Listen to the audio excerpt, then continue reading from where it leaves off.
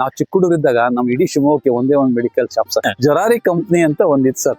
ಇಡೀ ಶಿವಮೊಗ್ಗ ಎಷ್ಟು ವರ್ಷದಿಂದ ನಾನು ಹೇಳ್ತಿರೋದು 40 ಅಥವಾ 50 ವರ್ಷದಿಂದ. 50 ಎಷ್ಟು ಇರ್ಬೋದು ಮೆಡಿಕಲ್ ಈಗ ಸರ್ ದಿನಸಿ ಅಂಗಡಿ ಈಕ್ವಲೆಂಟ್ ಆಗಿ ಬೆಳೀತಿದಾವ್ ಸರ್. ಅಲ್ಲ ನೀವೇ ಅಂದ್ರೆ ವಿಜ್ಞಾನ ಎಷ್ಟು ಬೆಳೆದ್ರು ಕೂಡ ಜನರ ಹೆಲ್ತ್ ನ ಕಂಟ್ರೋಲ್ ಮಾಡಕ್ ಆಗಿಲ್ಲ ನೋಡಿ ಸರ್. ಇದು ಒಂದ್ 4 ಗಿಡ ಹಾಕೊಂಡ್ರೆ ಸಾಕು. ಎಷ್ಟು ಇದಕ್ಕೆ ಏನು ಅಂತ ಅಂದ್ರೆ ಪ್ರಾಕ್ಟೀಸ್ ಕಲ್ಟಿವೇಶನ್ ಅಂಡ್ ಪ್ರಾಕ್ಟೀಸಸ್ ಇರಲ್ಲ. ಒಂದ್ ಗಿಡ ತರ್ತೀರಾ ನೀವು, ಒಂದ್ ಬೀಜ ಕಳ್ಸಿದೀರಾ, ಹೌದು, ಆ ತರದೊಳಗೆ ಇದು ಒಂದು ಗಿಡ ಬೆಳೆದಿದೆ. ಚಟ್ಟಿಲ್ ಹಾಕೊಳ್ಳೋದು ಸರ್. 1 ಎಕರೆಗೆ 2000 ಗ್ಲಿಸಿಡ್ ಹಾಕಿದ್ದೀನಿ 4x4 ಅಂತರದಲ್ಲಿ ಅಡಿಕೆ ತೋಟದೊಳಗೆ. ಎಲ್ಲರೂ ಬೈದ್ರು, ಆದ್ರೆ ನನಗೆ ವೆನಿಲಾ ಮಾತ್ರ ಕೈ ಹಿಡಿತು. ಅದರ ರಿಸಲ್ಟ್ ನಾನಂತೂ ಜೀವನದಲ್ಲೇ ನೋಡಿರಲಿಲ್ಲ. ಇದು ಆನಿಯನ್ ಅಂದ್ರೆ ಈರುಳ್ಳಿ ಹೂ ಬಂದಿದೆ, ತುಂಬಾ ಅದ್ಭುತವಾಗಿ. ಇದು ಮಾತ್ರ ಸರ್ ಇಲ್ಲಿ ನೋಡಿ ಸರ್, ಆಕ್ಚುಲ್ ಆಗಿ ನಿಜವಾಗ್ಲೂ ಸರ್ ಅದ್ರೊಳಗೆ ಎಲ್ಲ ತರ ಶಕ್ತಿ ಇದೆ. ಅದನ್ನ ನಾವು ಬಿಡೋದಿಲ್ಲ. ಅಯ್ಯೋ ಜ್ವರ ಬಂತ ಹೋಗಿ ಇಂಜೆಕ್ಷನ್ ಮಾಡೋದು ನಾವ್ ಏನ್ ಮನುಷ್ಯರು ಮಾಡ್ತೀವಿ, ಹಂಗ್ ಮಾಡಕ್ ಹೋಗ್ಬಾರ್ದು. ಅದಕ್ಕೆ ಬಿಟ್ಬಿಡ್ಬೇಕು. ಅದು ಚೇತರಿಸ್ಕೊಂಡು ಬೆಳೆಯುತ್ತೆ. ಅದು ಅದ್ರೊಟ್ಟಿಗೆ ನೀವು ಒಳ್ಳೆ ಆಹಾರ ಕೊಡೋದ್ರಿಂದಾಗಿ ಅದಕ್ಕೆ ಆ ತಾಕತ್ತು ಇರ್ತದೆ.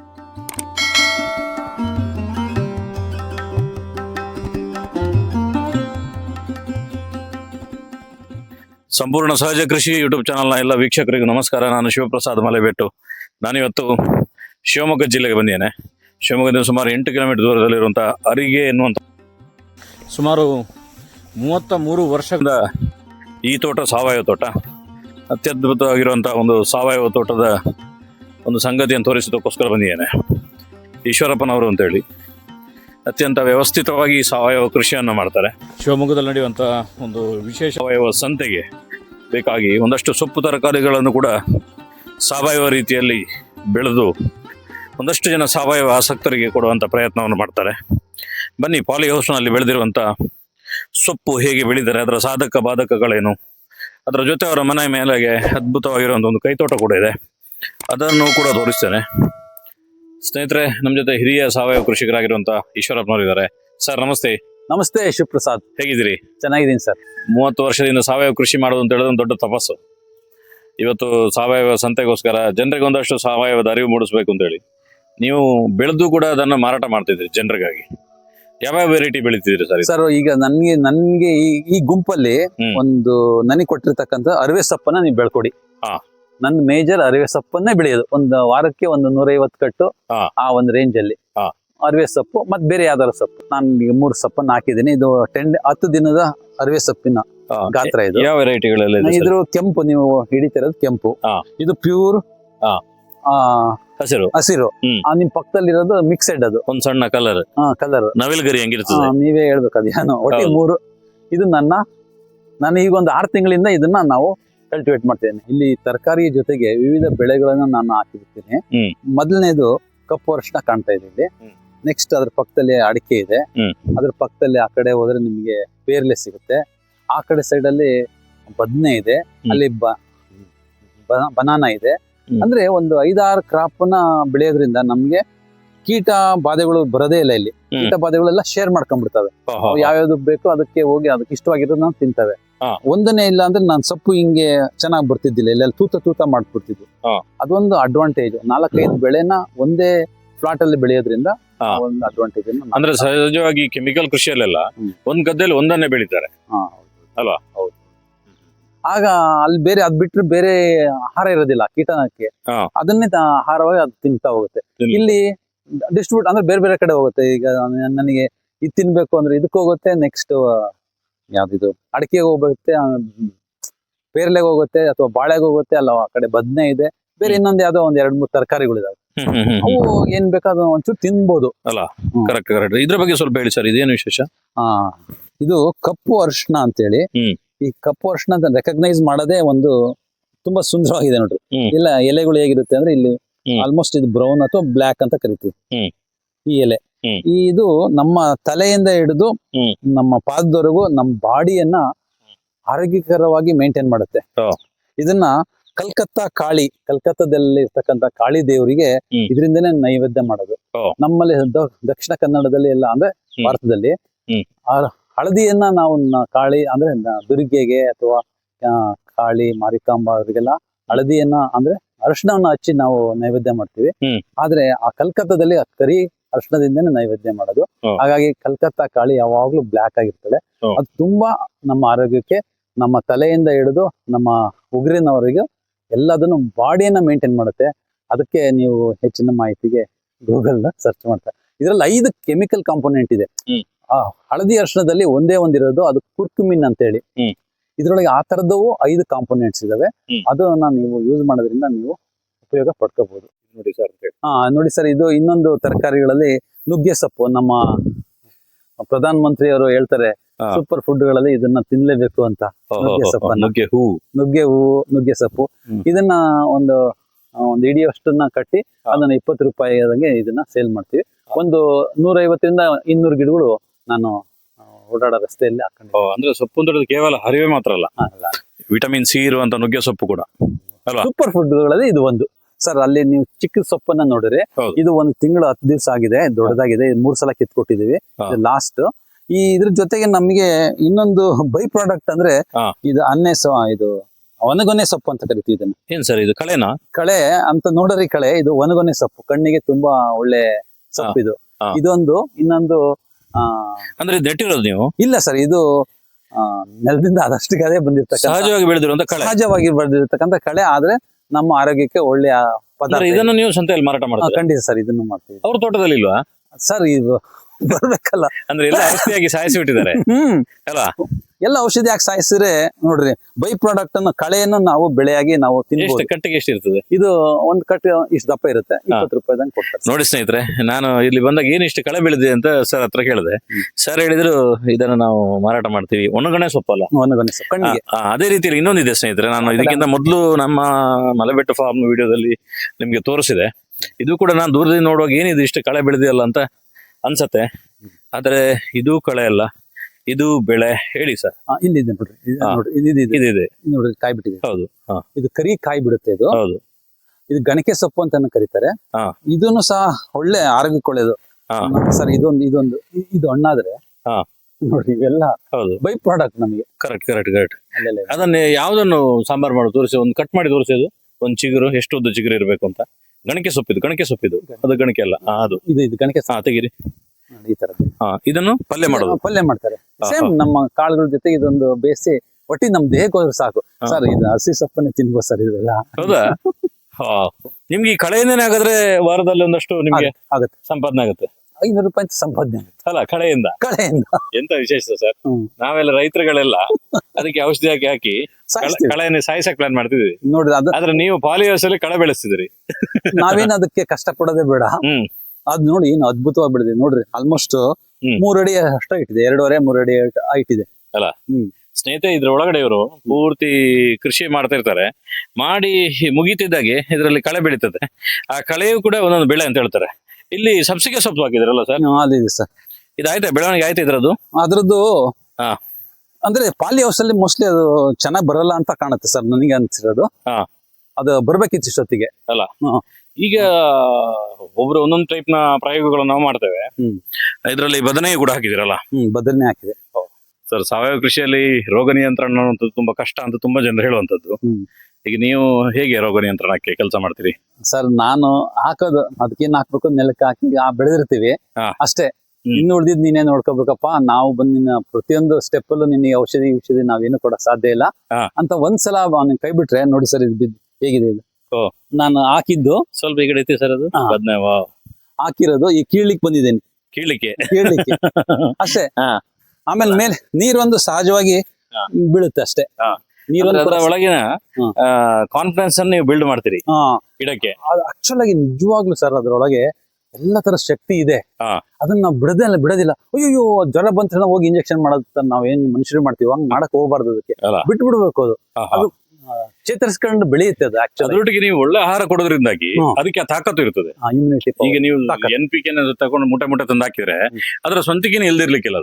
ನಿಮ್ಗೆ ಫಾರಂ ಕೋಳಿ ಹಂಗಾಗ್ಬೋದು.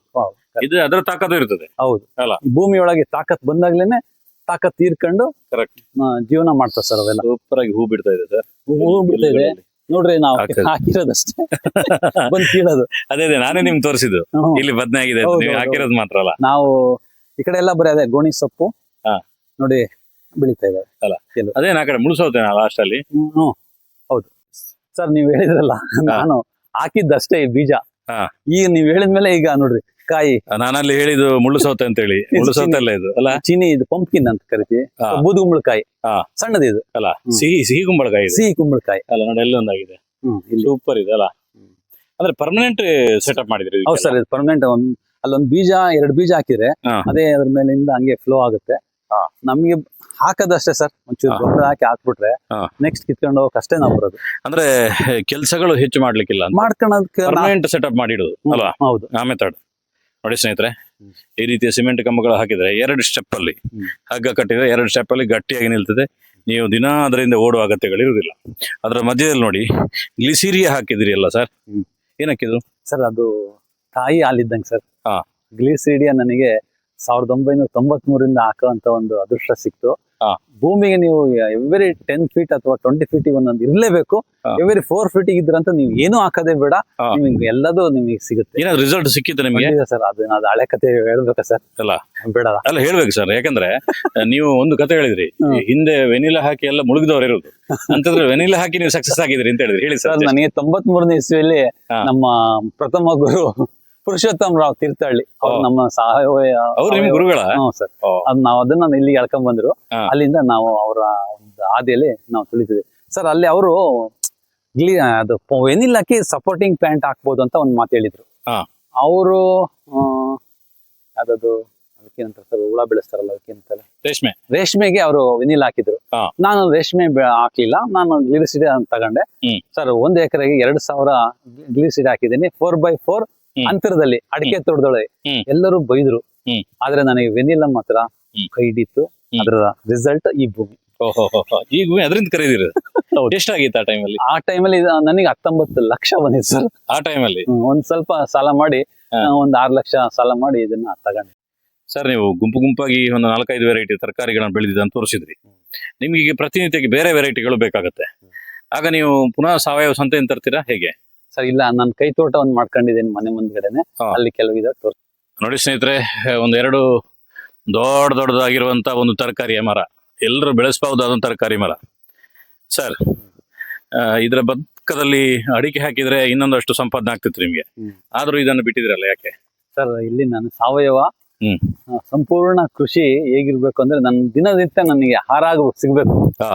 ಇದು ಅತ್ಯುತ್ತಮವಾದಂತ, ಇದು ಆಕ್ಚುಲ್ ಆಗಿ ಇದು ವರ್ಲ್ಡ್ ಮಾರ್ಕೆಟ್ ಅಲ್ಲಿ ಇದನ್ನ ಫ್ರೂಟ್ ಅಂತ ಲೆಕ್ಕದಲ್ಲಿ ಕರೀತಾರೆ. ಹೌದಾ? ಇದಕ್ಕೆ ಬ್ರೆಡ್ ಫ್ರೂಟ್ ಅಂತ ಕರೀತಾರೆ. 10 ಬ್ರೆಡ್ ಫ್ರೂಟ್ ಅಂದ್ರೆ 10 ಹಣ್ಣುಗಳಲ್ಲಿ ಇದು ನಂಬರ್ 1. ಇದು ನಮ್ಮ ತರಕಾರಿಗೆ ಅತ್ಯುತ್ತಮವಾದಂತ ವೆಜಿಟೇಬಲ್. ಇದು ಇದನ್ನ ಜೀಗುಜ್ಜು ಅಂತ ಕರಿತೀವಿ. ಹೌದು. ಒಂದು ಪಂಗಡದವರು ಇದನ್ನ ಹೆಂಗೆ ತಿಂತಾರೆ ಅಂದ್ರೆ ಆ ಫಿಶ್ ಎಲ್ಲದಕ್ಕಿಂತ ಮಿಗಿಲಾಗಿ ಹಾಗೆ ಇದು ಆಹಾರ ಸರ್.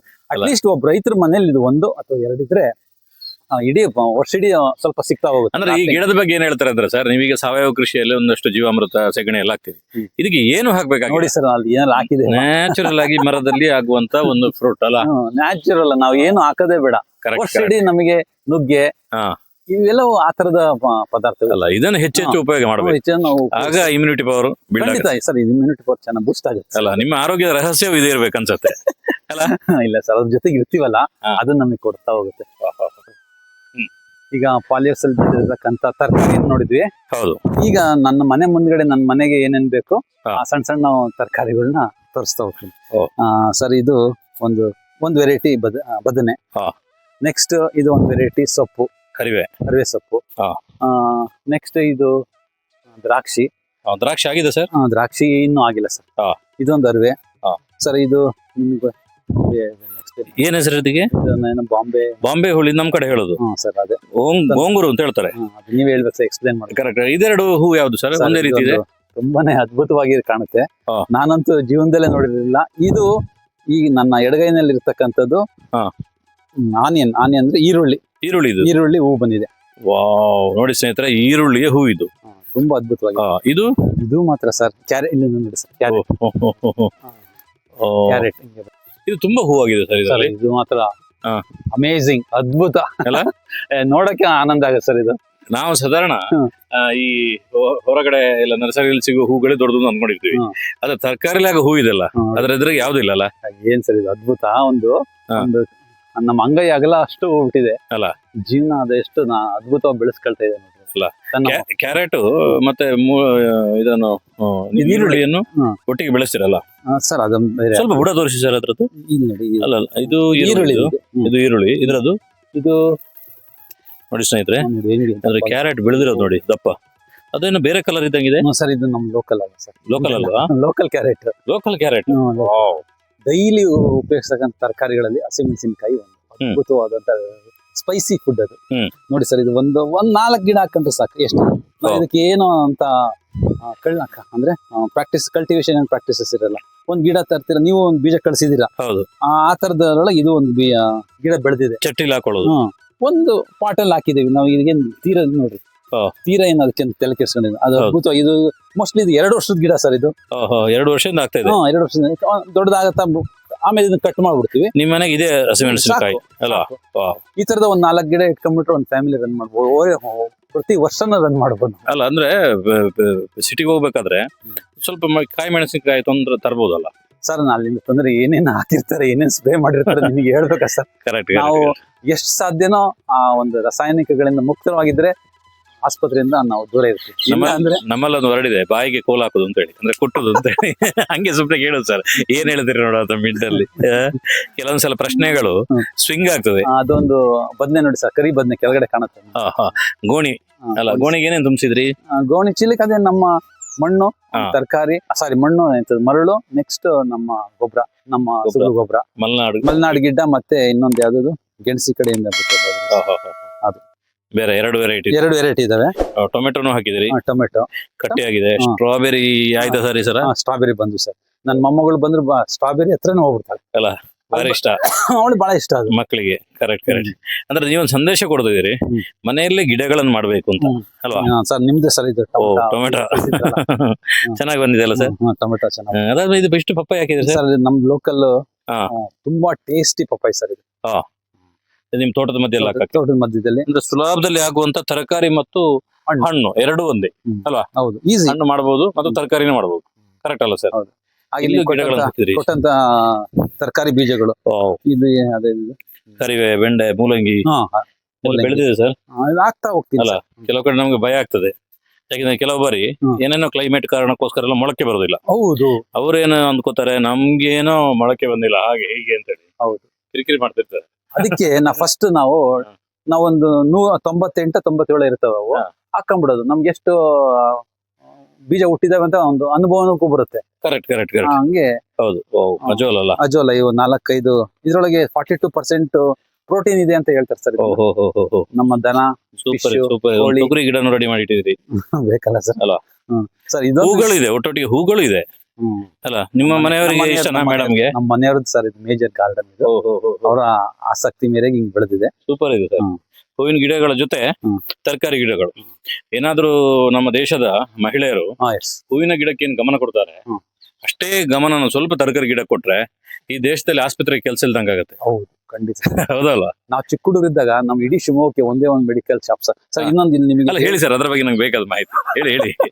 ಜೊರಾರಿ ಕಂಪ್ನಿ ಅಂತ ಒಂದಿತ್ತು ಸರ್, ಇಡೀ ಶಿವಮೊಗ್ಗ. ಎಷ್ಟು ವರ್ಷದಿಂದ? ನಾನು ಹೇಳ್ತಿರೋದು 40 ಅಥವಾ 50 ವರ್ಷದಿಂದ. 50 ಎಷ್ಟು ಇರ್ಬೋದು ಮೆಡಿಕಲ್ ಈಗ ಸರ್? ದಿನಸಿ ಅಂಗಡಿ ಈಕ್ವಲೆಂಟ್ ಆಗಿ ಬೆಳೀತಿದಾವ್ ಸರ್. ಅಲ್ಲ, ಅಂದ್ರೆ ವಿಜ್ಞಾನ ಎಷ್ಟು ಬೆಳೆದ್ರು ಕೂಡ ಜನರ ಹೆಲ್ತ್ ನ ಕಂಟ್ರೋಲ್ ಮಾಡಕ್ ಆಗಿಲ್ಲ. ಸಾಧ್ಯನೇ ಇಲ್ಲ ಸರ್, ಫೇಲ್ ಆಗಿದೆ. ಪ್ರತಿಯೊಂದು ಎಕ್ಸಾಂಪಲ್ ಕೊಡಬಲ್ಲೆ ನಾನು. ಈಗ ಒಂದು ತಿಂಗಳಿಂದ ಅದು 40-60 ಅಡಿಯಿಂದ ತೆಂಗಿನಕಾಯಿ ತಲೆ ಮೇಲೆ ಬಿದ್ಬಿಟ್ಟು ಸರ್. ಸದ್ಯ ಪೇಟ ಕಟ್ಟಿದ್ದೆ, ಈ ಆಂಗಲ್ ಬಿತ್ತು. ನಾನು ಆ ಕ್ಷಣದಲ್ಲಿ ಸತ್ತೋದೆ ಅಂತ ಅಂದ್ಕೊಂಡೆ, ಆ ಕ್ಷಣದಲ್ಲಿ. ಆಮೇಲೆ 1 ನಿಮಿಷ ಆದ್ಮೇಲೆ ಅಯ್ಯೋ ಬದುಕಿದೇನಲ್ಲ ಅನ್ಸ್ತು. ಸೊ ಇದಕ್ಕೆಲ್ಲ ಕಾರಣ ಈ ತರಕಾರಿಗಳೇ, ಸಾವಯವ ತರಕಾರಿ. ಎಚ್ಚರದಾಗೆಲ್ಲ ಸ್ವರ್ಗದಲ್ಲಿ ಸರ್, ನಾ ಹೊಡೆತ ಬಿತ್ತಲ್ಲ ಸರ್, ಸತ್ತೋದೆ ಅಂದ್ಕೊಂಡೆ. ಆಮೇಲೆ ಕಂಡ್ಬಿಟ್ಟು ಅಯ್ಯೋ ಭೂಮಿ ಮೇಲೆ ಇದೀನಲ್ಲ ಅನ್ನೋ ಫೀಲಿಂಗ್ ಬಂತು. ಅದೊಂಥರ ಮಿರಾಕಲ್ ಸರ್. ಅದೊಂದು ಗಿಡದ ಬಗ್ಗೆ ಹೇಳಿ. ಗೋಣಿ ಸೊಪ್ಪು ಸರ್, ಇದು ತಿನ್ಲಿಕ್ಕೆ ನಾನಂತೂ ತಿಂತೀನಿ, ನೀವು ತಿನ್ನಿ, ಆ ಟೇಸ್ಟ್ ಅನ್ನ ಎಂಜಾಯ್ ಮಾಡಿ. ಇದನ್ನ ನಾವು ಚಿಕ್ಕ ಹುಡುಗರಿದ್ದಾಗ ನಾವು ಇದನ್ನ ದನಗಳಿಗೆ ಕೊಯ್ದಾಕ್ತಿದ್ವಿ.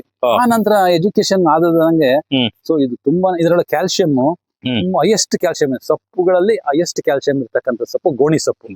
ನೋಡಿ ಸ್ನೇಹಿತರೆ, ಗೋಣಿ ಸೊಪ್ಪು ಈಶ್ವರಪ್ಪಜಿ ಅವರು ಹೇಳ್ತಿದ್ದಾರೆ. ನಿಮ್ಮ ಊರಲ್ಲಿ ಇದ್ರೆ ಇದನ್ನ ಬಿಸಾಡಬೇಡಿ, ಸಾಂಬಾರ್ ಮಾಡಬಹುದು ಸರ್. ಇದ್ರ ಖಂಡಿತ ಸರ್. ನೋಡಿ, ಪಲ್ಯ ಕಣ್ಣೆದುರಿಗೆ ಇಡೀ ಸೊಪ್ಪನ್ನ ತಿಂತೀವಿ ಅಲ್ಲ? ವಾವ್, ಹುಳಿ ಇದೆ. ನೀವು ನಿಮ್ ಟೇಸ್ಟ್ ಚೆನ್ನಾಗಿದೆ. ಸರ್ ವಾರ ಸಂತೆ ಮಾಡ್ಬೇಕಾದ್ರೆ ಹ್ಮ್. ನಮಗೆ ಸೊಪ್ಪು ತಗೊಂಡೋದ್ರೆ ಒಂದ್ 2 ವಾರದಲ್ಲ ಮುರಿದು ಹೋಗುತ್ತೆ. ಮತ್ತೆ ರಿಪೀಟ್ ಆಗ್ಬೇಕಾದ್ರೆ ನಮಗೆ ನೋಡ್ರಿ ಇದು ಯಾವ್ದು ಪಪ್ಪಾಯ ಇದು. ಇದು ಹ್ಮ್. ತುಂಬಾ ಸ್ವೀಟ್ ಆಗಿರ್ತಕ್ಕಂಥ ಲೋಕಲ್ ಪಪ್ಪಾಯ. ಹಾ. ನಾನು ಒಬ್ಬನೇ ತಿನ್ನಕ್ ಆಗಲ್ಲ. ಹಾ. ನನ್ನ ಮಿತ್ರರಾದಂತ ಹಕ್ಕಿ ಪಕ್ಷಿಗಳು ಅವು 1-2 ವಾರದಲ್ಲಿ ತಿಂತವೆ. ಇನ್ನುಳಿದವ್ ನಾನು ಉಪಯೋಗಿಸ್ಕೋಬಹುದು. ವಾವ್. ಅಂದ್ರೆ ನೀವು ಇದು ಸಾಂಬಾರಿಗೆ ಪಲ್ಯಕ್ಕೆ ಎಲ್ಲಕ್ಕೂ ಆಗತ್ತೆ ಅಂತ ಹೇಳಿ ಮಾಡಿರೋದು. ಹೌದು, ಸಾಂಬಾರು ಪಲ್ಯಕ್ಕೆ ಆಗತ್ತೆ. ನಾನು ಅಲ್ಲಲ್ಲಿ ನಿಮ್ ತೋಟದಲ್ಲಿ ನೋಡುವಾಗ ಬನ್ನಿ. ಬಾಳೆಹಣ್ಣನ್ನೆಲ್ಲ ಹಾ. ಪಕ್ಷಿಗಳಲ್ಲಿ ತಿಂತಿದ್ರು. ಅದೇನಕ್ಕೆ ಬಿಟ್ಟಿರೋದು? ಏನ್ ಮಾಡೋಣ ಸರ್, ಎಲ್ಲರೂ ಅವರು ಅಣ್ಣ ತಮ್ಮಗಳು ಇದ್ದಂಗೆ. ಹಾ. ಇದೊಂದು ಡ್ರ್ಯಾಗನ್ ಫ್ರೂಟ್, ಡ್ರ್ಯಾಗನ್ ಫ್ರೂಟ್ಸ್ ಅಲ್ಲ. ಅದು ಬಟರ್ಫ್ಲೈ ಅನ್ಸೋದು, ಬಟರ್ ಫ್ರೂಟ್, ಹಾ. ನುಗ್ಗೆ ಗಿಡ. ಅಲ್ಲಿ ನಾವು ಪಪ್ಪಾಯನ್ನ ನೋಡಿದ್ವಿ. ಏನು ಆಗ್ದಾನೆ ಇದ್ರೂ ನಮ್ಮ ಭೂಮಿ ಫಲವತ್ತಾಗಿರೋದ್ರಿಂದ ಒಂದು 10 kg ಅಂತೂ ಖಂಡಿತ ಬಂದೇ ಬರುತ್ತೆ. ಅದು ಪಚ್ಚಬಾಳೆ. ಓ. ಅದು ಅದಕ್ಕಿಂತನೂ ಜಾಸ್ತಿ ಇದ್ದಂಗಿದೆ. ಹಾ. ಇದು ನೋಡ್ರಿ, ಇದು ಸಾಂಬಾರ್ ಬಾಳೆ. ಇದು ಮೋಸ್ಟ್ಲಿ 106 ವರ್ಷಗಳ ಹಿಂದೆ ಬೆಳೆದಿರ್ತಕ್ಕಂಥ ಸಾಂಬಾರ್ ಬಾಳೆ ಅನ್ಸುತ್ತೆ. ನಾವು ಅದೇನು ಚೇಂಜ್ ಆಗಿಲ್ಲ. ಹಾ. ಹಾಗಾಗಿ ಸ್ವಲ್ಪ ಆಹಾರ ಕೊಟ್ಟರೆ ಸಾಕು. ಅದು ಏನ್ ನಾವೇನು ಅಂತ ನಾಟಿ ವೆರೈಟಿ ನಾಟಿ ವೆರೈಟಿ. ಅದಕ್ಕೆ ಏನ್ ನಾವು ಆರೈಕೆ ಬೇಡ. ಅಲ್ಲ. ಹೆಂಗೆ ಅಂದ್ರೆ ನೀವೇನ್ ಹೇಳ್ತಿದ್ರಿ ಅಂತ ಹೇಳಿದ್ರೆ, ಕೇವಲ ತರಕಾರಿ ಅಂತ ಹೇಳಿದ್ರೆ ಮನೆ ಪಕ್ಕ ನಾವು ತೊಟ್ಟೆ ಹಾಕಿ ಅದರಲ್ಲಿ ಗಿಡಗಳನ್ನು ಹಾಕೋದಿಲ್ಲ. ಇದೆಲ್ಲ ಮಾಡಿದಾಗ ಸಮಗ್ರ ಕೃಷಿ ಇಡೀ ವಾರದಲ್ಲಿ ನಿಮ್ಗೆ ಸಾಂಬಾರಿಗೆ ಬೇಕಾಗಿರೋದಾಗತ್ತೆ. ಸರ್. ಲೆಮನ್ ಇದು ಒಂದು ಗಿಡ ನಮಗೆ ಒಂದು ವರ್ಷಕ್ಕೆ 2 ಬೆಳೆ ಕೊಡುತ್ತೆ ಸರ್. ಇಲ್ಲಿ ಹಾ. ಸುಮಾರು ಒಂದೊಂದ್ಸಲ 400 ಗಿಡ. ಈ ನೆಕ್ಸ್ಟ್ ಮಳೆಗಾಲ ಇದು ಯಾವ್ದು ಏಪ್ರಿಲ್ 10. ಹಾ. ಒಳ್ಳೆ ಬಿಸಿಲು, ಹಾ. ಭೂಮಿ ಎಲ್ಲ ಒಣಗೋಗಿದೆ. ಹಾ. ಆದ್ರೂ ನಮಗೆ ಲೆಮನ್ ಸಿಗುತ್ತೆ. ಅಲ್ಲ. ಅದೊಂದು ಅದ್ಭುತ. ಕರೆಕ್ಟ್. ಡ್ರೈ ಲ್ಯಾಂಡ್ ಅಲ್ಲಿ ನಮಗೆ ಬರ್ತಕ್ಕಂತ ಒಂದು ವಿಟಮಿನ್ ಸಿ ಇರ್ತಕ್ಕಂತ ಒಂದು ಹಣ್ಣು. ಅಲ್ಲ, ಆಲ್ ಸೀಸನ್ ಇದ್ದಾಗಿದೆ. ಯಾಕಂದ್ರೆ ದೊಡ್ಡದು ಇದೆ, ಸಣ್ಣದಿದೆ, ಎಲ್ಲವೂ ಇದೆ. ಹೋದ್ ವಾರ ಕಿತ್ಕೊಂಡು ಹೋಗಿದ್ದೀವಿ ಮಾರ್ಕೆಟಿಗೆ. ಅಲ್ಲ. ಮತ್ತೆ ಬರ್ತಾ ಇರುತ್ತೆ. ಸರ್ ಅದ್ರ ಬಗ್ಗೆ ಹೇಳಂಗಿಲ್ಲ. ಮ್ಯಾಂಗೋ, ಹಾ. ಮಾವಿನ ಹಣ್ಣು. ಇದು ಲೋಕಲ್ ಮ್ಯಾಂಗೋ ಸರ್. ಇದು ಲೋಕಲ್ ಕಸಿ ಹೈಬ್ರಿಡ್ ಏನಲ್ಲ. ಹಾ. ಅದೇ ಸಹಜವಾಗಿ ಬೆಳೆದಿರ್ತಕ್ಕಂಥದ್ದು. ಇದು ಸೂಪರ್ ಇದೆ ಅಲ್ಲ ಸರ್. ಅದು ಚೆನ್ನಾಗಿದೆ ಸರ್. ಏನ್ ನೋಡಿ ಸರ್, ಅದು ಯಾವ ವೆರೈಟಿ ಇದು? ಎಲ್ಲ ಲೋಕಲ್ ಸರ್. ಸರ್, ತುಂಬಾ ಬಾರಿ ಪ್ರಶ್ನೆಗಳು ಬರ್ತಿರ್ತದೆ, ಯಾಕೆ ಈ ರೀತಿಯ ಕಂಟೆಂಟ್ ಗಳನ್ನು ಮಾಡಬೇಕು ಅಂತ. ಇದೇನು ನ್ಯೂಸ್ ಅಲ್ಲ, ಇದೇನು ಬಿಗ್ ಬಾಸ್ ಅಲ್ಲ, ಇದೇನು ದಾವಣಗೆರೆ ಎಲೆಕ್ಷನ್ ಅಲ್ಲ, ಇದೇ ಇರಾನ್ದು ಯುದ್ಧ ಅಲ್ಲ, ಇಂಟ್ರೆಸ್ಟಿಂಗ್ ಸಬ್ಜೆಕ್ಟ್ ಅಲ್ಲ. ಆದ್ರೂ ಕೂಡ ನಾವು ಇಂಥ ಕಂಟೆಂಟ್ ಗಳನ್ನು ತೋರಿಸ್ತಿರ್ತೀವಿ. ಯಾಕೆ ಅಂತ ಹೇಳಿದ್ರೆ, ನಾವೆಲ್ಲರೂ ಒಂದು ಮಾತಾಡ್ತಿರ್ತೀವಿ, ಸೋಷಿಯಲ್ ಮೀಡಿಯಾ ಹಾಳಾಗಿ ಹೋಗಿದೆ, ಎಲ್ಲ ಬೇಡದಿರೋದು ಬರ್ತಿದೆ, ಟಿವಿ ಓಪನ್ ಮಾಡಿ ಧಾರಾವಾಹಿ ಬರುತ್ತೆ ಅಂತ. ಆದ್ರೆ ನಮ್ಮ ಹತ್ರ ಒಳ್ಳೆ ಇರುವ ವಿಚಾರಗಳು ಯಾವ್ದಿಲ್ಲ, ಅದನ್ನ ನಾವು ಬಚ್ಚಿಟ್ಕೊಂಡು ಒಳಗೆ ಕೂತಿರ್ತೀವಿ. ನಾವು ಹೊರಗಡೆ ಹೇಳಲ್ಲ. ಆದ್ರಿಂದ ಕಳ್ಳಕಾಕರುಗಳು ಮಾತಾಡ್ತಿದ್ದಾರೆ, ಅವ್ರದೇ ದೊಡ್ಡ ಚೈನ್ ಆಗ್ತಿದೆ. ಆದ್ರಿಂದಾಗಿ ನಮ್ಮ ಹತ್ರ ಯಾವ್ದಾದ್ರು ಒಳ್ಳೆ ವಿಷಯಗಳಿದೆ, ಅದನ್ನ ಜನರಿಗೆ ಸ್ಪ್ರೆಡ್ ಮಾಡ್ಬೇಕು. ಇವತ್ತು ನಿಮ್ಮಲ್ಲಿರುವಂತ ಏನು ವಿಚಾರಗಳಿದೆ, 30 ವರ್ಷದ ಅನುಭವ, ಇದು ಇವತ್ತಿಗೆ ಅನ್ಲಿಮಿಟೆಡ್ ಆಯ್ತು. ಅಂದ್ರೆ ಇಡೀ ವರ್ಲ್ಡ್ಗೆ ಇದೆ. ಇದರಿಂದ ಏನೋ ಒಂದನ್ನು ಒಬ್ಬ ಕಲಿತಾನೆ. ಒಬ್ಬ ನುಗ್ಗೆ ಸೊಪ್ಪುದು ಇಂಟ್ರೆಸ್ಟ್ ಆಗ್ಬೋದು, ಇನ್ನೊಬ್ಬನಿಗೆ ಇನ್ನೊಂದು ಯಾವುದೋ ಸೊಪ್ಪು ಇಂಟ್ರೆಸ್ಟ್ ಆಗ್ಬೋದು, ಇನ್ಯಾವ್ದು 2 ಕಳೆ ತೋರಿಸಿದ್ರೆ ಅದು ಇಂಟ್ರೆಸ್ಟ್ ಆಗ್ಬೋದು. ಅದರಿಂದಾಗಿ ಅವನ ಜೀವನ ಬದಲಾಗ್ಬೋದು ಸರ್. ಅದಕ್ಕೋಸ್ಕರ ನಾನು ಈ ರೀತಿ ಕಂಟೆಂಟ್ ಅನ್ನು ತೋರಿಸುವಂಥದ್ದು. ನೀವು ಕೂಡ ನಮಗೆ ಅತ್ಯುತ್ತಮವಾಗಿ, ಈ ಒಂದು ರಸಭರಿತವಾಗಿ, ಸ್ವಾರಸ್ಯಕರವಾಗಿ, ಕೌತುಕವಾಗಿ ನಮ್ಗೆಲ್ಲರೂ ಕೂಡ ಮಾಹಿತಿ ಕೊಟ್ಟಿದ್ರಿ. ಧನ್ಯವಾದಗಳು ಸರ್. ಸರ್, ನಿಮ್ಗೆ ಫಸ್ಟ್ ನಾನು ಧನ್ಯವಾದ ಹೇಳ್ಬೇಕು. ಯಾಕಂದ್ರೆ ಧರ್ಮಸ್ಥಳದಿಂದ ಒಂದು 250 ಕಿಲೋಮೀಟರ್ ಪ್ರಯಾಣ ಮಾಡ್ಕೊಂಡು ಬೆಳಿಗ್ಗೆನೆ ನಮ್ಮ ಶಿವಮೊಗ್ಗಕ್ಕೆ ಬಂದಿದ್ದೀರಾ. ಅದಕ್ಕೆ ನಿಮ್ಗೊಂದು salute sir. Thank you sir. Sir, ಇಷ್ಟು ಹೇಳಿ ನೀವು ನಾವು ಏನೋ ಒಂದು ಸಣ್ಣದೊಂದು ಆಟಮ್ ಅಂದ್ರೆ ಅಣು ಅಷ್ಟು ನಾವು ಬೆಳಿತಿರ್ಬೋದು. ಆದರೆ ಇದರಿಂದ ಹೇಗೆ ಎಕ್ಸ್ಪ್ಲೋರ್ಡ್ ಆಗ್ಬೇಕು ಅಂದ್ರೆ ಹಾಗೆ ಎಕ್ಸ್ಪ್ಲೋರ್ಡ್ ಆಗ ನಮ್ಮ ಜೈ ಜವಾನ್ ಜೈ ಕಿಸಾನ್ ಅಂತ ಒಂದು ವರ್ಡ್ ಅನ್ನ ಕೊಟ್ಟಂತ ಲಾಲ್ ಬಹದ್ದೂರ್ ಶಾಸ್ತ್ರಿ ಏನ್ ಹೇಳಿದ್ರು, ಆ ರೀತಿ ಎಕ್ಸ್ಪ್ಲೋರ್ಡ್ ಆಗ್ಬೇಕು ಸರ್. ಸ್ವಂತ ಅವ್ರ ಮನೆ ಒಳಗೆ ಅವ್ರಿಗೆ ಎಷ್ಟು ಬೇಕೋ ಅಷ್ಟನ್ನ ಬೆಳ್ಕೊಂಡು ತಿಂದ್ರೆ ನಮ್ಮ ದೇಶ ಬಿಡ್ರಿ ಅದು ಸ್ವರ್ಗಕ್ಕೆ ಸಮಾನ. ಈಗ ಆಲ್ರೆಡಿ ನನಗೆ ಅನ್ಸುತ್ತೆ ಬೇರೆ ಕಡೆ ಯುದ್ಧ ನಡೀತಿದೆ, ಆದ್ರೆ ನಮ್ಮಲ್ಲಿ ಪೆಟ್ರೋಲ್ ರೇಟ್ ಅವೆಲ್ಲವೂ ಕಂಟ್ರೋಲ್ಡ್ ಆಗಿದೆ. ಅದ್ ನೋಡಿದ್ರೆ ನಾವು ಆ ಸ್ವರ್ಗದಲ್ಲಿ ಇದ್ದೇವೆ, ನಾರ್ಮಲ್ ಓಡಾಡ್ತಿದ್ದೀವಿ, ತುಂಬಾ ಚೆನ್ನಾಗಿದೆ. ಸೊ ಎಲ್ಲರೂ ಬೆಳೀರಿ, ಎಲ್ಲರ ಆರೋಗ್ಯವನ್ನ ಕಾಪಾಡಿ, ಅಷ್ಟೇ ನನ್ನ ಮೂಲ ಉದ್ದೇಶ.